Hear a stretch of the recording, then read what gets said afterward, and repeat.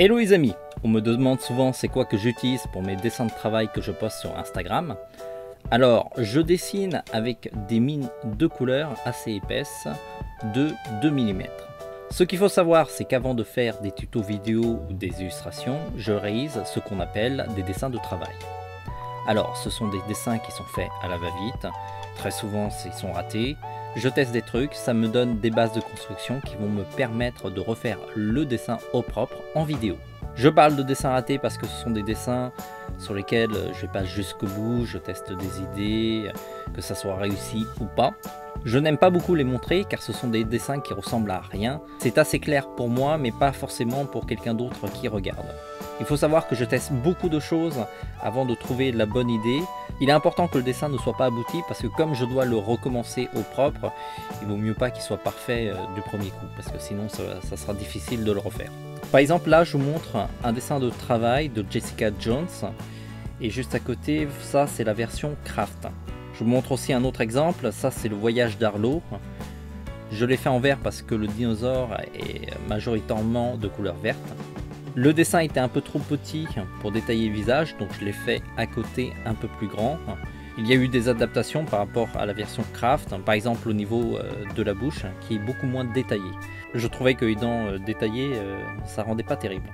Niveau couleur, je choisis en général la couleur sépia pour tout ce qui est ton chaud.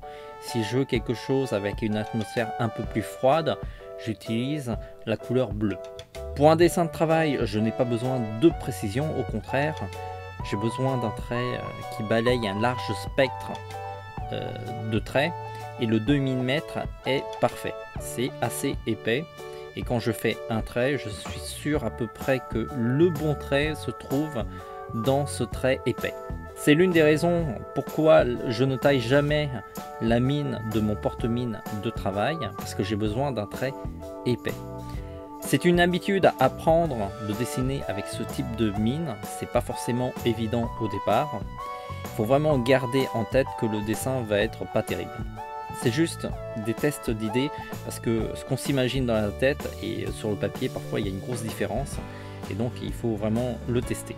Maintenant, si on regarde de près la mine de mon crayon de travail, vous allez voir que la mine est assez plate. Le trait doit être gros pour dessiner de manière grossière. Autre point, ce sont des mines de couleurs qui se gomment très mal. Alors c'est une manière pour moi d'aller de l'avant sans jamais gommer. Je dessine parfois par-dessus des traits ratés. Si on compare le crayon de travail et celui que j'utilise pour les tutos vidéo, vous allez voir que en fait la mine est beaucoup plus pointue. Je dessine avec des porte-mines, mais ce qu'il faut savoir, c'est que j'ai déjà vu des dessinateurs utiliser par exemple des crayons en bois. Ne vous forcez pas à utiliser les mêmes outils que moi si vous n'en avez pas besoin. Ce n'est pas vraiment une technique à proprement parler, mais plutôt d'un process de travail, et ce n'est pas du tout obligatoire. Les vidéos de dessin du voyage d'Arlo ou de Jessica Jones ont déjà été publiées. Je vous les mets en commentaire si vous voulez les regarder. C'est quand même mieux de voir le dessin finalisé.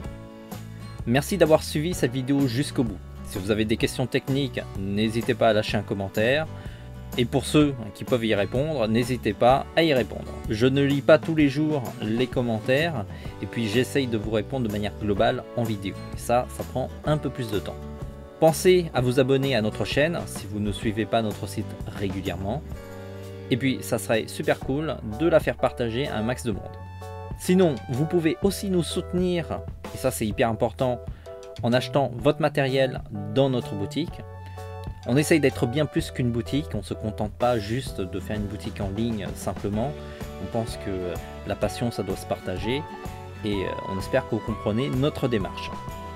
Pour les mines 2 mm, on a fait une rubrique complètement dédiée. Vous pouvez cliquer sur le lien pour y accéder directement. On se dit à très vite. En attendant, dessinez bien.